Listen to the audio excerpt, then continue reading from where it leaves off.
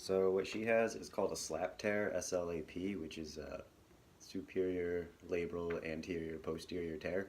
So like you know what your shoulder looks like? Like you have your femur or your femur, your oh man, humerus. Wow, I'm out of it.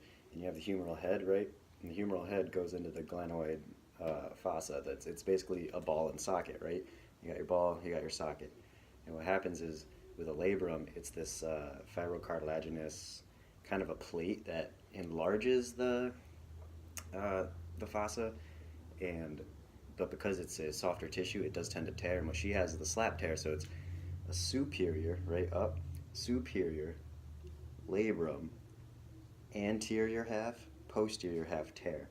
So really, her entire upper part of her glenoid fossa is torn, right? And what happens with the femoral head is you don't want it to go up. You don't want it to translate anteriorly. Is it anteriorly? Yeah, you don't want it to translate anteriorly because the glenoid fossa is actually kind of cocked forward, so you get a little leeway on external rotation comparatively.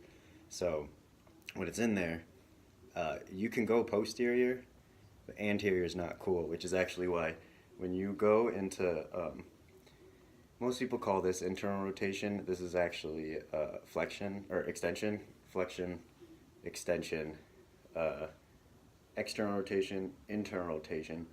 Also, from anatomical position, right? External rotation, sorry, internal rotation. And you can, was that all of it? All right, abduction, adduction, ADD as in adduction, you're adding them together, kind of, whatever.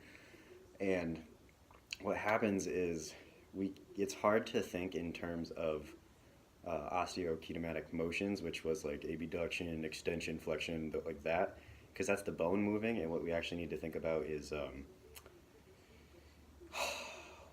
there's a term for it. I have an exam on this next week. I don't remember. Osteokinematic motion, arthrokinematic motion. That's the one. There we go. Jesus. And so the difference between arthro and kino is arthro is actually talking about every point on both articulating bones and how those points, the relationship during motion. So like when we're gonna do flexion, right? So if we're here and we're going from anatomical to flexion, full flexion, we're just gonna go to flexion, I guess. Think of an axis of rotation going straight through my shoulder, right, and out to the other side. So every motion is technically, because it's a ball in socket, every motion has a rotation element to it, minus some translations. So when you go into here and you have your axis here, there's technically rotation going on in there, right? You're going from here to here. It's rotation about this axis, right? So it's basically one of these, but you're still going into flexion and extension in the opposite direction. From there, you can also do external rotation, internal rotation, and so if you're here, internal rotation is going to look like this, and then external rotation is going to be like that. Again, it's rotation about like a longitudinal axis, and then how would you say? Because and then once you go over here, like you abduct and then you do your ER/IR stuff, it's like the axis of rotation changes. So now you can't think in the same terms that you just were when you're adducted ER/IR, right?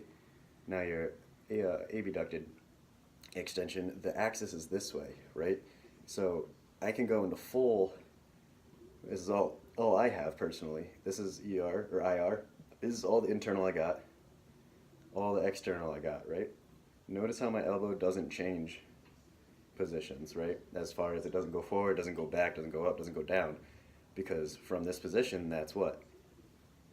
Abduction, adduction, extension, or this is lateral abduction, lateral, adduction, this is lateral abduction. I'm sick, I apologize. And so again, from here in your like squat barbell position, if you're gonna hold the bar, which is fixed, right, so it's on your back, and a lot of the people cue get your elbows under the bar, going from here with this fixed to here, there is ER going on, but you can also go from here to here. This is pure external rotation, right? Go from here to here with the barbell. But when you want to get your elbow forward, there's a little bit of roll, slide, glide going on, all three. You can ignore the translation for now. And what happens is, so, wait, I gotta think this out. That's just ER. This is going here, so yeah, it's technically abduction, because if you take your glenoid fossa, your humeral head, right? We're gonna abduct it to here, and then we're gonna externally rotate to get to the bar. So we're gonna go here. So from here we go abduction, external rotation to the bar, and now we're in the bar position. But let's say this is all we got right here. This is all the external that we can handle while being laterally abducted. We want to get our elbow forward, but you're technically bringing this forward across the midline, and what we just said was roll, slide, glide. So without an actual diagram, which would be just so much easier, what happens is that's technically, again, bar, and let's say this is all we got because it's kind of where she was and where most of us are. Bring your elbows forward, it's actually abduction. There is an external rotation element to it, but it's not necessary. The only reason that there's a ER component to the abduction of getting your elbows forward is because of the fixed hand position. So we can't really say that external, or that her position necessarily forced. Oh, we didn't talk about that. So yeah, we have the labral tear, right? It's up here, it's in the top part, and then what happens is, again, when you go into abduction, external rotation, it's a roll, so you're actually kind of going up, which is a problem. And then, so up, external, there's no translation, so it's just turning, right? But then we want to get our elbows forward. What happens is, so abduct, external, forward is it rolls anterior, right? But with the bar, like loading the structures, it's actually going to go from what we would traditionally think of roll, slide, and then the glide aspect with the rotation in there. We would expect it to be in the upper part of the glenoid fossa where the tear is, where the slap tear is. But again, because of the bar and the weight and all that, which is why a lot of people feel pain in their shoulders with lighter weights, but not necessarily heavier weights. But then you can talk wrist mechanics and referred pain. That's neither here nor there. But so basically, we have the roll, slide, glide. We're up here. We're anterior. Those are the two positions we don't want to be in, right? So what we do is, instead of trying to abduct forward like this to get it more forward, which would be better for the wrists and really every other soft and hard structure in the shoulder, except for the connective tissues and the labrum. The bar, instead of bringing it here, we're going to use the bar as leverage to clock it down away from the anterior area up here. Superior area. It drops down inferiorly, so now you're completely avoiding the painful area. And you can ER and IR all day, whatever your shoulders can handle from there. And then you actually see that her wrists are cocked back pretty bad, so now she's bleeding even more force into, or feeding more slack into the system away from her labrum.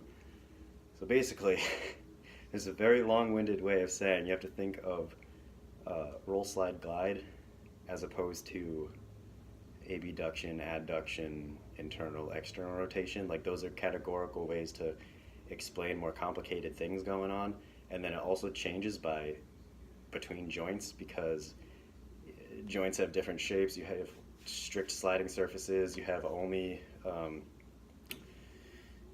rotary surfaces, you have saddle surfaces, which is weird.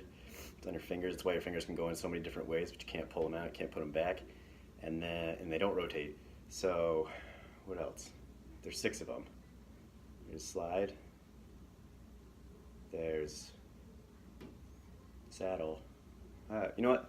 I have to review that part, but the rest that's basically a long form way of describing what the situation is.